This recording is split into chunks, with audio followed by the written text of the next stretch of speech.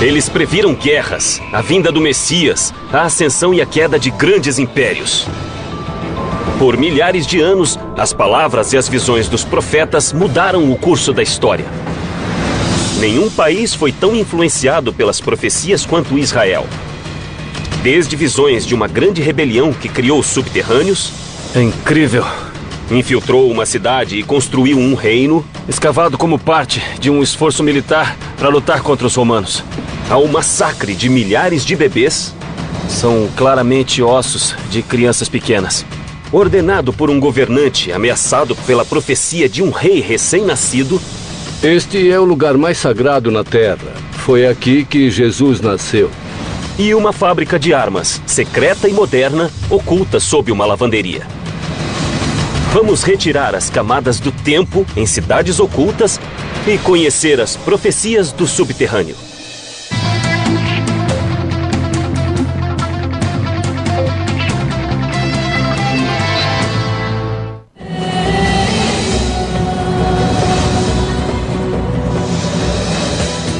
Para bilhões de pessoas, Israel é a terra mais santa do planeta.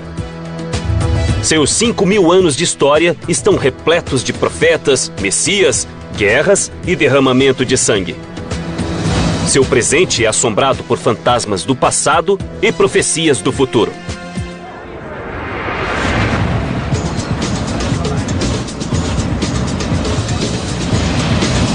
Eu sou Don Wildman e estou em Jerusalém, uma cidade que há milhares de anos é influenciada por profecias, como as promessas do novo reino de Deus aqui na Terra.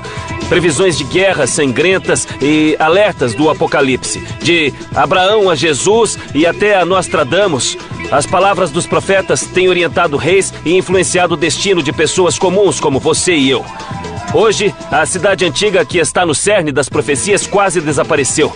Mas se olharmos embaixo das ruas, ainda podemos achar o mundo perdido dos profetas e talvez vislumbrar o futuro.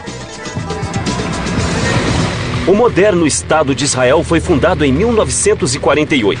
Mas a ideia de um Estado judeu data de milhares de anos atrás, quando os profetas falavam do Messias. No século VIII, o profeta Isaías previu que um Salvador libertaria os judeus de séculos de opressão. Os cristãos acreditam que a profecia se realizou com o nascimento de Jesus em Belém. Mas outra profecia, mais sombria e oculta nos subterrâneos, falava do massacre de milhares de judeus.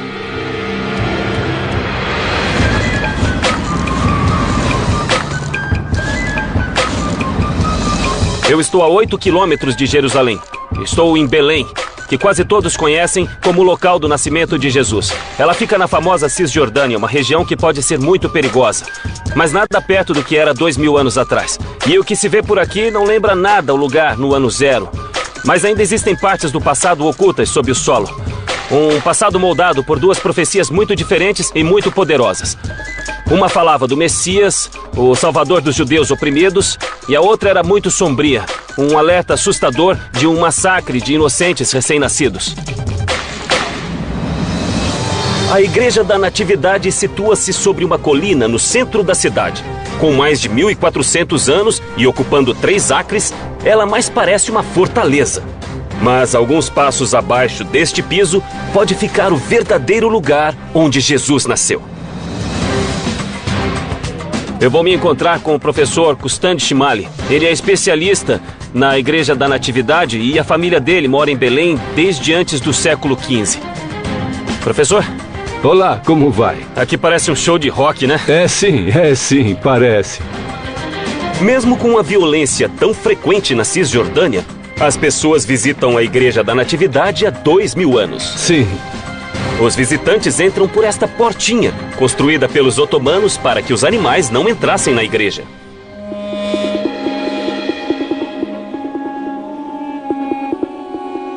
Que bonito. Ela é pequena comparada ao que se vê na Europa. É, mas é linda. Mas este é um dos locais mais sagrados da Terra. Com certeza. E é a igreja mais antiga do mundo. A igreja não é um marco arquitetônico. Mas para milhões de pessoas em todo o mundo, o local em que duas profecias foram cumpridas situa-se em uma caverna escura sob o piso da igreja.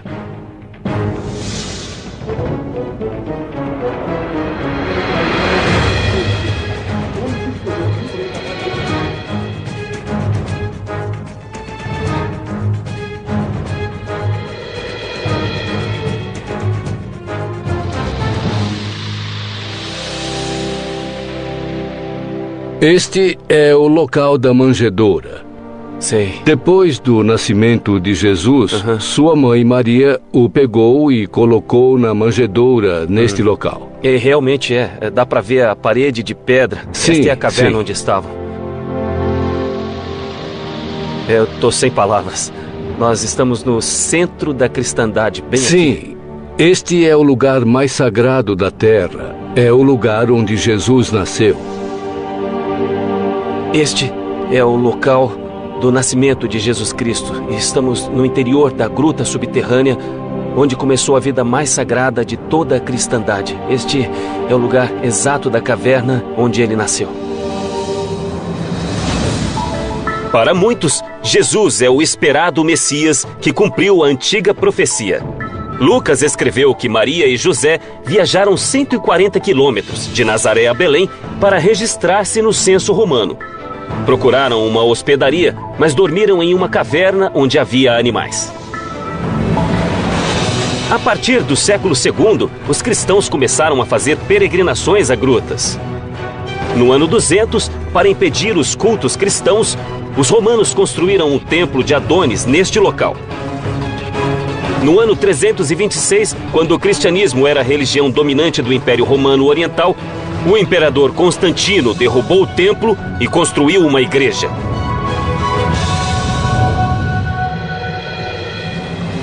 A Igreja da Natividade e o cristianismo ligam o nascimento dessa criança a esta caverna escura. Qual foi exatamente a profecia de Isaías? Que um novo rei nasceria na cidade de Belém e se tornaria o rei dos judeus. Quanto tempo antes de a profecia ocorrer? 700 anos antes do nascimento de Jesus Cristo. Então, durante 7 séculos, as pessoas esperaram essa vinda. A profecia de um rei judeu trouxe esperança aos judeus. Mas Herodes, o rei da Judéia, considerou-a uma ameaça. Herodes ficou cada vez mais paranoico e imprevisível e mandou matar a esposa, o cunhado e 3 de seus filhos.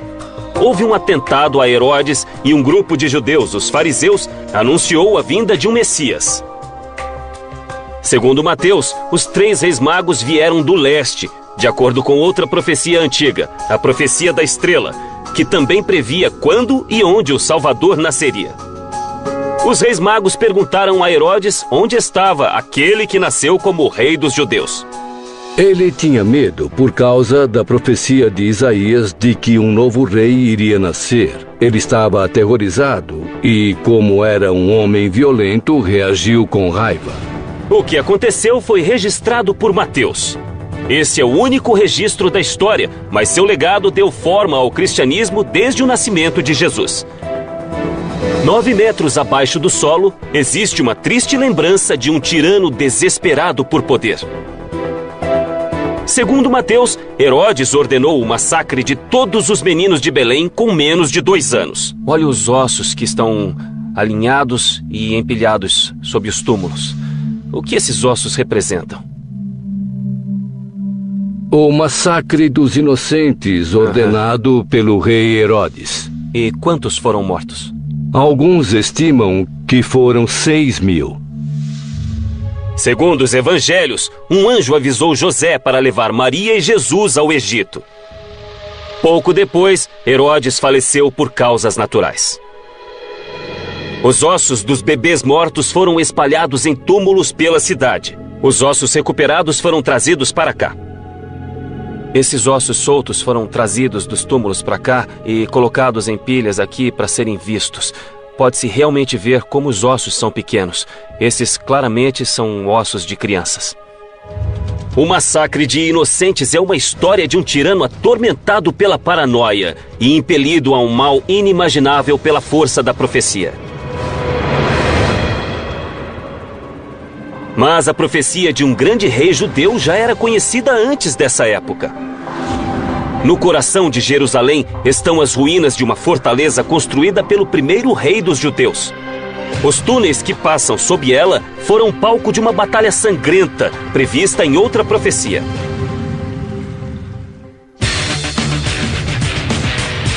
Israel gasta mais per capita para se proteger do que qualquer outro país.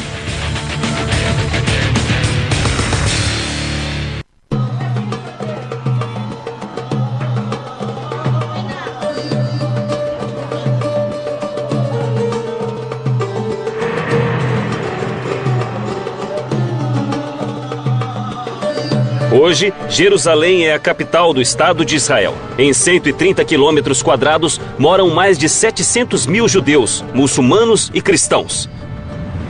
Sua origem é a antiga cidade de Davi, o homem que transformou uma terra de pequenas tribos em uma nação poderosa.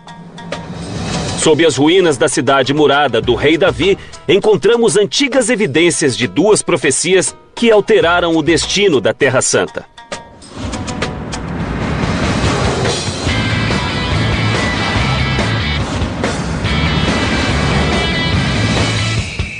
Eu estou a caminho da cidade de Davi.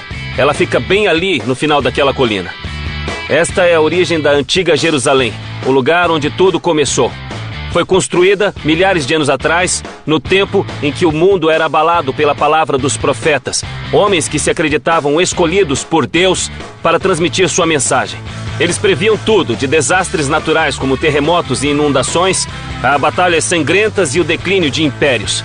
De fato, eles até previram a destruição deste mesmo local. Sabem de uma coisa? Eles acertaram em cheio. As ruínas da cidade de Davi situam-se ao sul do Monte do Templo, a colina do lendário Templo de Salomão. Eu vou me encontrar com Sharash Lo. Esse homem explorou cada centímetro do mundo sob a cidade de Davi. Vamos descobrir como as profecias literalmente moldaram esta cidade. Então a cidade de Davi fica sobre uma colina. Sim, boa parte dela está sob nossos pés. E por que neste local que a cidade se situa? Porque este é o único lugar em que existe água nos montes de Judá. A água era essencial para a cidade, mas os túneis subterrâneos construídos para captá-la seriam palco de uma das batalhas mais sangrentas que a cidade jamais viu. Então, daqui em diante, vamos pelo subterrâneo, é isso? É, o início foi construído e depois escavado. Sei.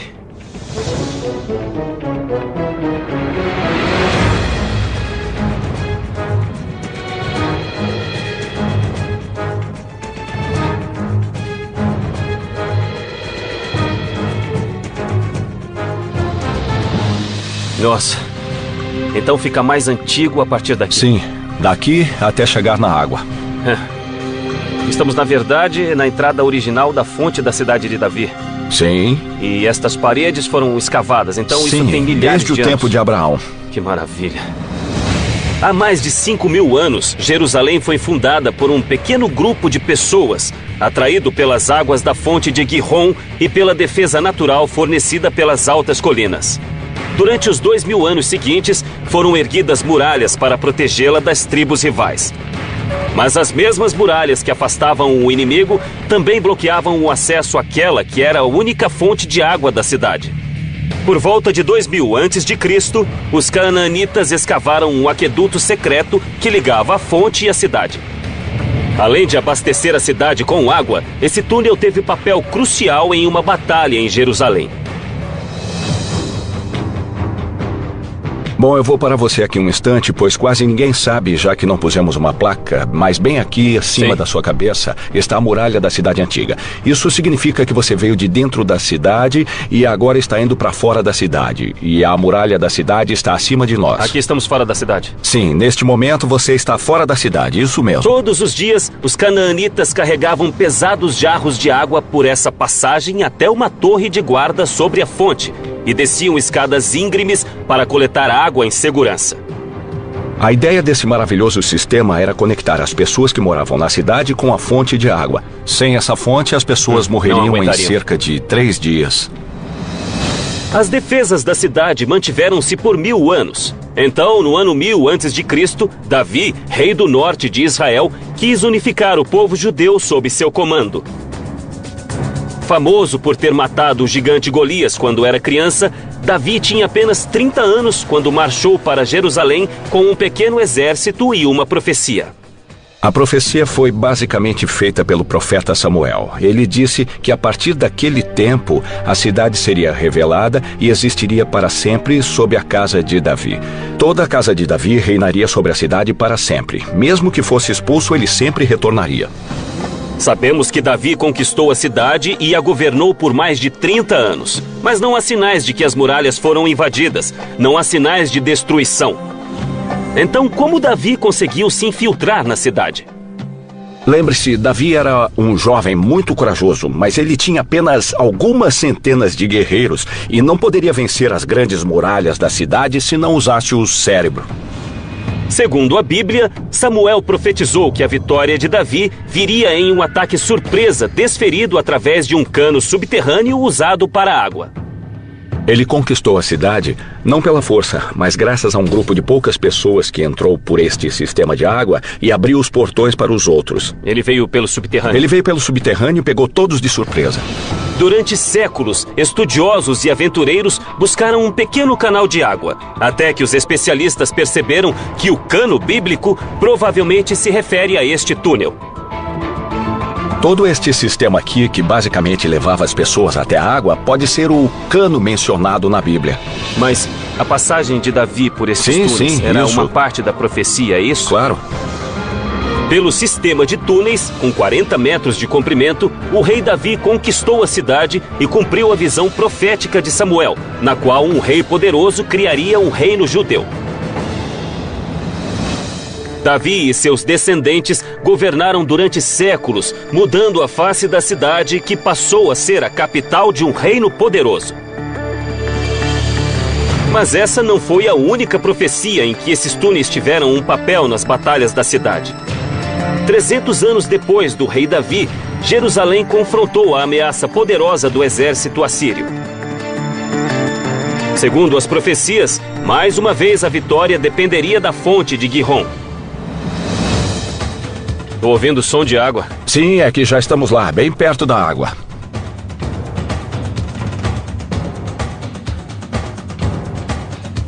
Mas esta água é natural? Esta é a própria fonte de Gihon que estamos falando tanto. A fonte foi usada por muitos anos. Mas em 701 a.C., o exército assírio, com 200 mil homens, varreu Israel. O rei da Judéia precisava de uma defesa que salvasse o reino e cumprisse a profecia de Isaías de que os túneis eram a solução. Os assírios tinham conquistado 46 cidades e marcado o local das vitórias com uma pilha de crânios. Jerusalém era o próximo alvo. Conforme o exército se aproximava e os refugiados acorriam a cidade, o rei Ezequias percebeu que um caminho até a fonte não bastaria. Ele precisava de um canal que trouxesse a água para a cidade.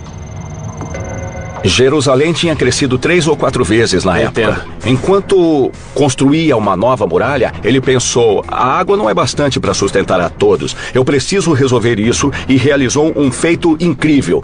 Uma grande obra que foi criar e escavar o túnel de Ezequias, em que estamos entrando agora. O túnel de Ezequias tem 500 metros de comprimento, 100 dos quais sob o solo, e sai do lado ocidental. Há um leve declive da fonte para a piscina de Siloé, que é o extremo do túnel dentro da cidade. Foi tudo escavado à mão e na penumbra, pois em excesso, as lâmpadas de óleo consumiriam o oxigênio. Quando o exército assírio chegou à cidade, o profeta Isaías subiu na muralha e alertou: "Vocês não devem entrar na cidade, assim diz o Senhor, pois estamos prontos." Bom, Isaías sabia que uma nova muralha e este incrível sistema tinham sido construídos. Então este era o conhecimento secreto que Isaías tinha quando fez a profecia? Era.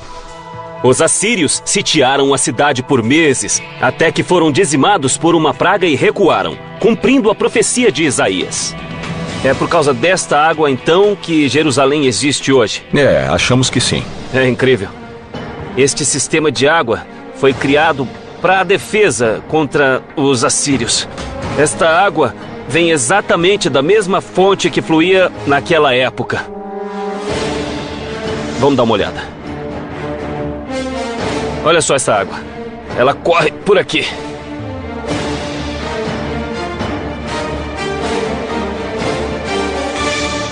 Olha como este túnel é longo. Ele continua nas duas direções. Este túnel é o alicerce da antiga Jerusalém e faz parte de uma profecia. Um profeta disse que o túnel salvaria a cidade. A destruição da cidade foi profetizada. e a destruição do templo, todas essas profecias empilham-se uma sobre a outra e constroem uma lenda que é Jerusalém. Mas o único modo de chegar ao fundo da lenda é descer aqui, até aqui no subterrâneo.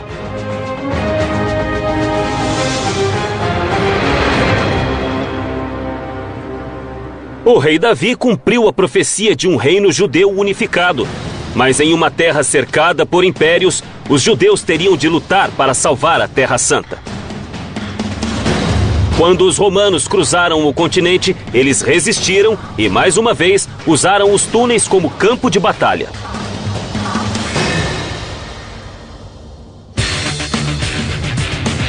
O celular, a mensagem instantânea, o firewall e a mensagem de voz foram inventados em Israel.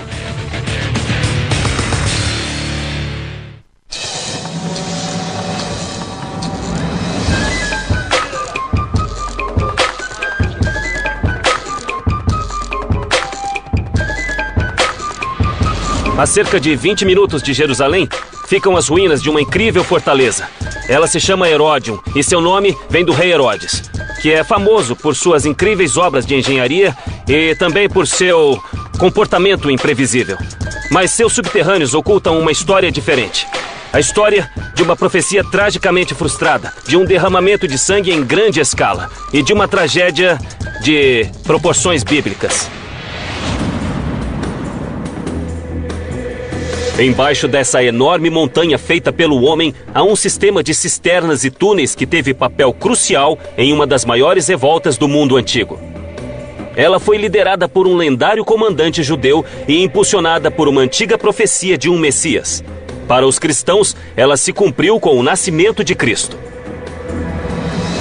Vou encontrar o Dr. Barkai, um arqueólogo israelense especializado no passado do Heródion. Bem-vindo ao Heródion. Obrigado. Protegido por uma fortaleza e apoiado pelos romanos, Herodes governou a Judéia por 34 anos, mas seu reino não durou. Depois da morte de Herodes, as lutas internas e a opressão romana provocaram uma revolta, iniciada no ano 66. Nos anos seguintes, os romanos mataram ou escravizaram muitos judeus. O grande templo em Jerusalém foi destruído e a fortaleza do Heródion desintegrou-se. Nossa, então aqui era o palácio. Este é o Palácio da Montanha. Foi acrescentado a um palácio muito maior que ficava abaixo. No ano 132, 60 anos depois da primeira revolta, essas cisternas abandonadas foram usadas para outro propósito quando a Judéia foi surpreendida por uma nova revolta.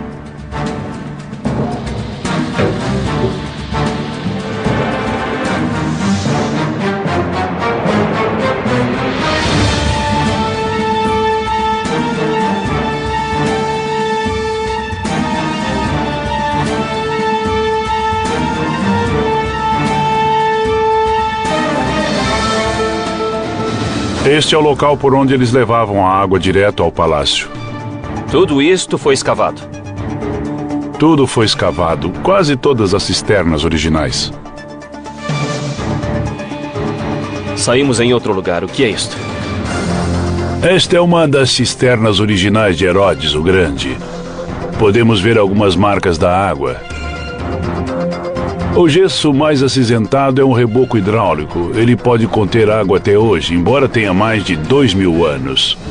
Mas em 132, quando irrompeu a rebelião, os judeus transformaram os túneis em uma armadilha mortal. Quando os rebeldes judeus ocuparam as ruínas da fortaleza de Herodes, encontraram um sistema de cisternas e túneis construído 150 anos antes. A fortaleza ocupava 3.000 metros quadrados. Os engenheiros de Herodes criaram uma montanha na planície desértica. Construíram uma estrutura cilíndrica com paredes duplas, cobriram com toneladas de terra e transformaram uma pequena colina em uma imponente montanha de 700 metros de altura. O palácio construído no topo era rodeado por muralhas e torres.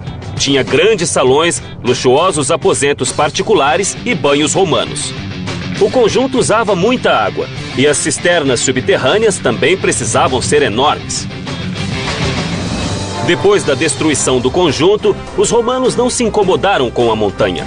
Mas os rebeldes conheciam o subterrâneo e seu brilhante líder militar decidiu usá-lo. O líder da segunda revolta era um homem muito carismático. O seu nome era Simão, o filho de Cosiba. Na Torá, o livro dos Números profetiza a chegada do Messias, ou Filho da Estrela, que virá para salvar os judeus. Para os cristãos, que na época eram apenas uma pequena seita judaica, a profecia previa o nascimento de Jesus. Para a maioria dos judeus, Simão era o Messias, a quem chamavam Bar Kokhba, Filho da Estrela. Bar Kokhba era um líder militar brilhante e cruel, que exigia lealdade absoluta.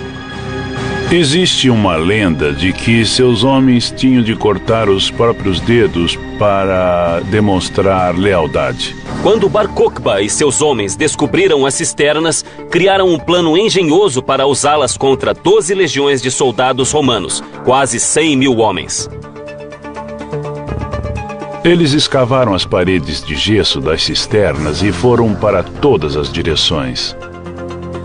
É um sistema de túneis muito complexo para confundir o inimigo. O túnel dos rebeldes alcançou mais de 300 metros, expandindo as cisternas que já existiam e criando um sistema mais elaborado, usado para guardar armas e suprimentos e também para emboscar os romanos. Quando o exército romano chegou ao Heródion, os rebeldes usaram a rede de túneis para desferir ataques surpresa. Se os romanos encontrassem os túneis, seriam massacrados. Olha isso, olha só como é feito. Eles escavaram este lado, agora está fechado, mas havia uma saída aqui e uma outra saída aqui. Os rebeldes lutaram por mais de 3 anos, mas no final, Bar Kokhba, o filho da estrela, foi morto e os rebeldes foram dizimados. Os sobreviventes foram aprisionados ou vendidos como escravos. Essa é a saída daqui e também a entrada, mas que batalha mais brutal. Esses homens enfrentaram o Império Romano. Só faria isso quem tivesse convicção. E eles acreditavam ter o apoio de uma profecia segundo a qual seu líder poderia ser o Messias. E depois foram vencidos, com resultados catastróficos para o povo judeu. A desolação começa aqui, no subterrâneo. Há milhares de anos, Israel é o lar do povo judeu. Mas os grandes impérios deixaram sua marca na região. Egípcios, romanos e uma cidade grega perdida ainda estão aqui, sob o solo do deserto.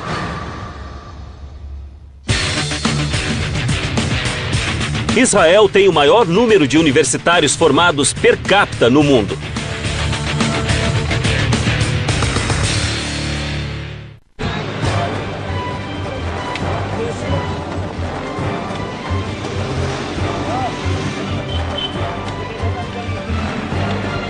Apesar de milhares de anos de turbulência, Jerusalém continua a existir. Mas uma cidade próxima teve outro destino. Ela foi varrida da face da terra há 2000 anos.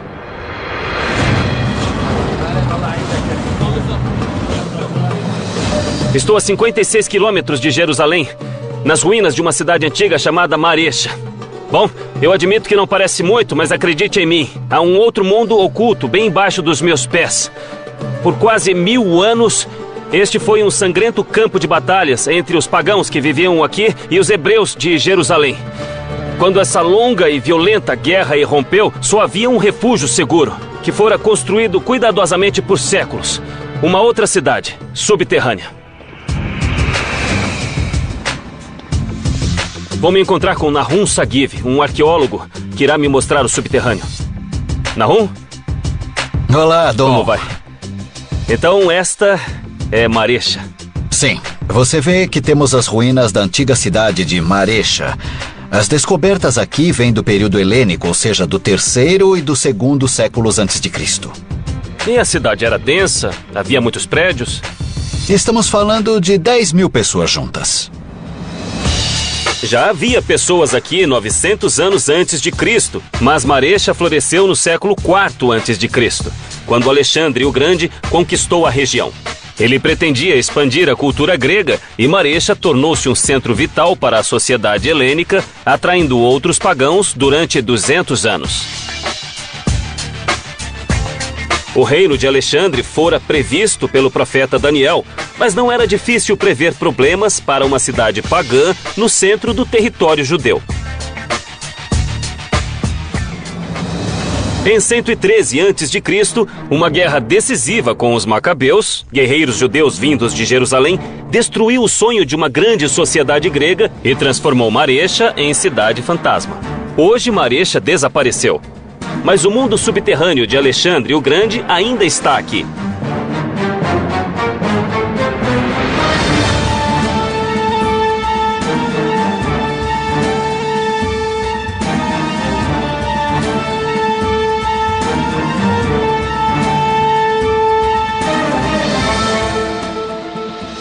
Esta é uma das 800 pedreiras escavadas à mão entre os séculos IV e X.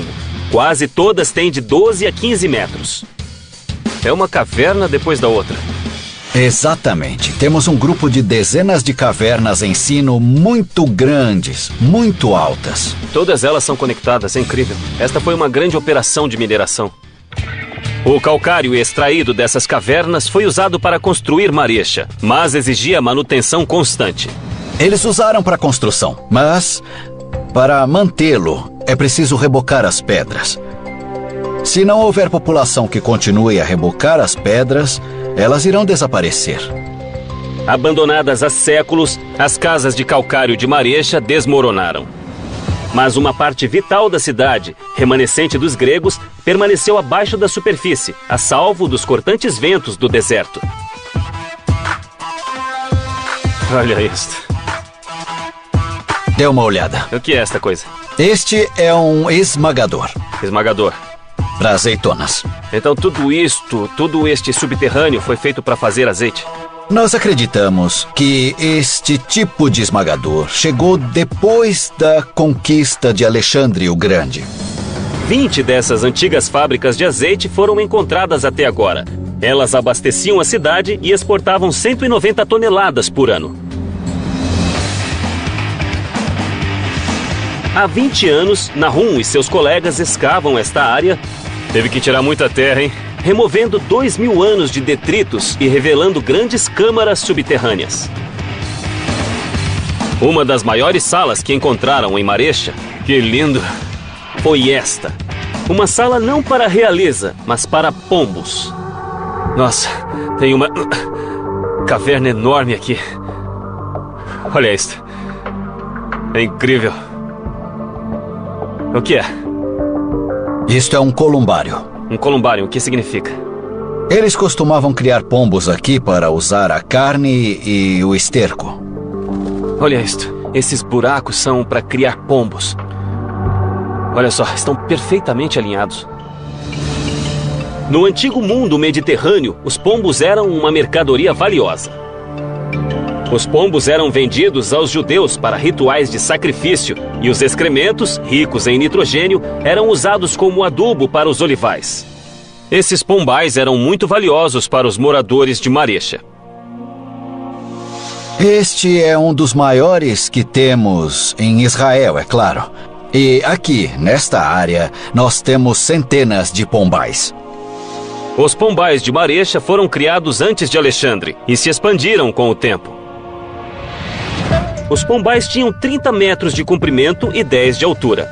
Foram escavados em pedreiras de calcário sob a cidade e ampliados cuidadosamente para não provocar desabamento. Os construtores fizeram passagens para que os pombos entrassem e saíssem, mas com aberturas mínimas para barrar o ar seco do deserto que endureceria o calcário. Como a rocha permaneceu macia e fácil de escavar, os pombais foram ampliados para baixo. Marecha era próspera e pagã, e se tornou um alvo quando o líder judeu João Hircano subiu ao poder em 135 a.C. 22 anos depois, ele atacou a cidade. Pouco se sabe sobre a batalha, a não ser o resultado. Hircano I conquistou toda a região e obrigou o povo a se converter ao judaísmo. Então quer dizer que ele baixou uma lei. Ou você se converte ao judaísmo ou então morre. Exatamente. E muitas pessoas acabaram morrendo. Eles tinham seu modo de vida. Tinham muito a perder, então rejeitaram a ordem e pagaram com a vida. Alguns conseguiram escapar, mas em 40 a.C., a rica Maresha estava em ruínas. Por toda parte nesta terra, há derramamento de sangue, guerra e aniquilação. Civilizações esmagadas. Mas esta também é a história de incríveis feitos de engenharia, de sobrevivência sob as mais difíceis circunstâncias. E o lugar onde mais se encontram esses milagres, feitos pelo homem, fica bem aqui, no subterrâneo. A luta pelo controle de Israel já dura milhares de anos e não é história antiga. A profecia que levou o rei Davi a unir os judeus há 3.000 anos ainda é uma força atuante em Israel. Embaixo desta lavanderia, existem evidências de que os rebeldes antigos tinham algo em comum com os modernos: o subterrâneo. A palavra Amém aparece 773.692 vezes na Bíblia.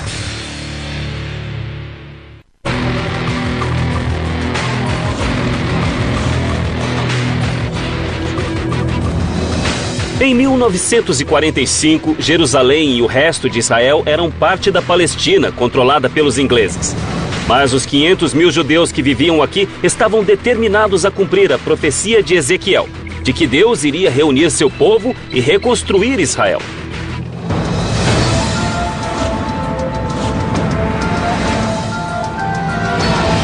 Este kibbutz fica no centro de Israel. Ele é uma comunidade em que todos compartilham a terra e contribuem para o bem geral do grupo. Mas 60 anos atrás, esta comunidade pacífica e idealista ocultava um segredo militar. Bem diante dos ingleses que ocupavam esta área na época, a resistência judia criou uma fábrica de armas secreta, no porão daquilo que aparentemente era uma lavanderia totalmente inocente. Situado apenas 45 quilômetros a noroeste de Jerusalém, o pequeno kibbutz Ayalon teve importante papel na criação de Israel. Eu vou me encontrar com Shalom Hillel, que realmente trabalhou nesta fábrica secreta e pessoalmente ajudou a montá-la. Ele está bem ali. Shalom? Bem-vindo. Bem-vindo ao Instituto Ayalon. Muito obrigado. É uma honra. Shalom Hillel, um dos fundadores de Israel, foi voluntário da Haganah, uma organização paramilitar judia secreta. Desafiando os vizinhos árabes hostis e as forças de ocupação inglesas, Shlomo arriscou a vida nesse kibbutz. Aqui embaixo? Sim. Por favor. Então, existe uma fábrica de armas secreta sob nossos pés. Isso mesmo. Faz muito barulho. Como nunca descobriram que estava aqui? Precisávamos desta máquina de lavar. Ela tinha de funcionar o dia inteiro. Entendo. Para fazer um barulho que cobrisse outros ruídos Isso aqui que houvesse. faz muito barulho? Faz barulho a funcionar, sem dúvida. Vamos ver. Ah, muito bom. Esse barulho encobria a fábrica. Era né? esse barulho, sim. E funciona muito bem.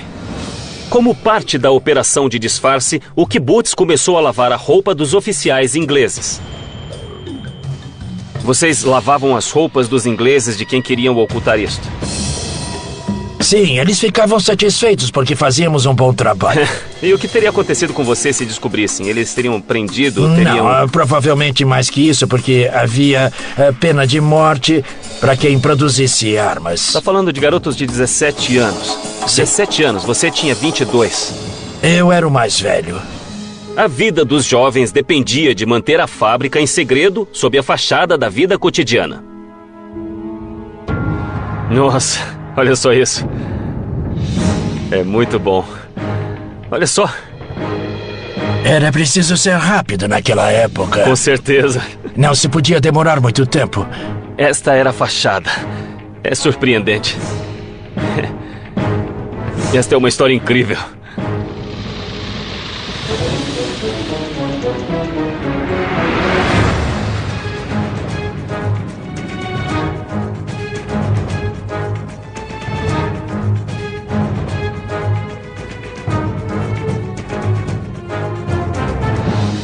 Que coisa incrível. Fica cerca de 8 metros abaixo da superfície. 8 metros abaixo. Sim. É cerca de 20 pés. O espaço está como era na época? Exatamente. A lavanderia cobria o poço de entrada para a fábrica de balas, 8 metros abaixo. Nos fundos da lavanderia havia uma padaria que ocultava outra entrada. As paredes de concreto e o teto da fábrica de 160 metros quadrados eram reforçados com ferro. O que vocês fabricavam aqui embaixo? Munição. Um único item. Balas para a metralhadora Sten. A Sten era uma metralhadora inventada pelos ingleses. Era barata e fácil de produzir e disparava mais de 500 rajadas por minuto. A Sten usava balas de 9 milímetros chamadas Parabellums, que significa preparar para a guerra. Chilomo e os outros na fábrica produziram mais de 2 milhões de balas em segredo total, na tentativa de cumprir a profecia de Ezequiel de reunir os judeus e criar Israel. Bem, isso aconteceu em 1945. Foi no final da Segunda Guerra Mundial. Nosso povo começou a entender que havia uma possibilidade, provavelmente pequena, de que se decidisse criar o Estado de Israel depois da Segunda Guerra Mundial, depois do Holocausto. Seria muito diferente, porque nós teríamos de enfrentar os exércitos dos países árabes vizinhos. E vocês sabiam que estariam sob ataque? Hoje Israel tem um dos exércitos mais poderosos do mundo e ainda está cercado por inimigos.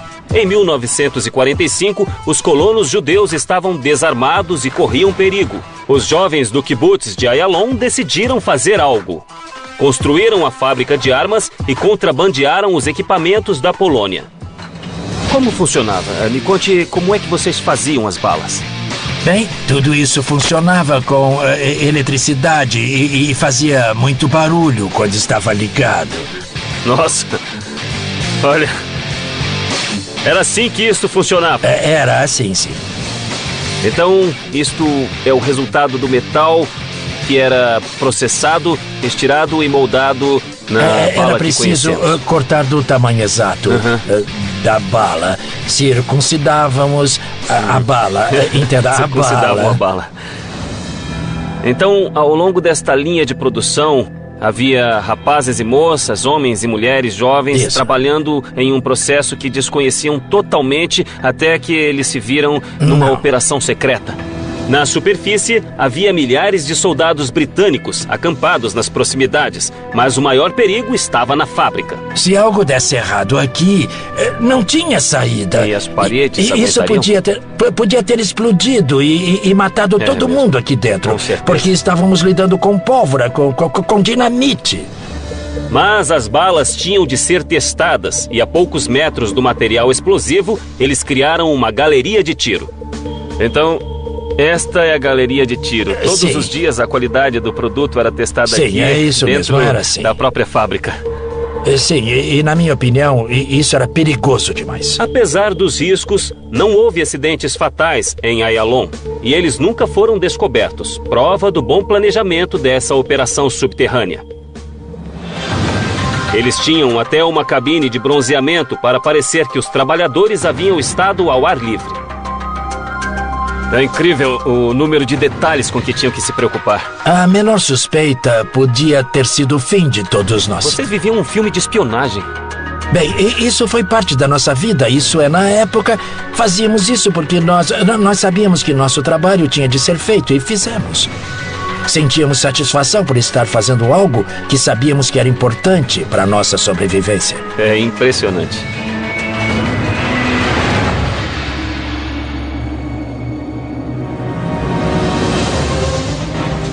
Por milhares de anos, as palavras dos profetas influenciaram Israel, da promessa de um Salvador a alertas de guerra e previsões do futuro da humanidade. Os dias dos profetas terminaram, mas no século XXI, suas antigas visões ainda assombram o futuro.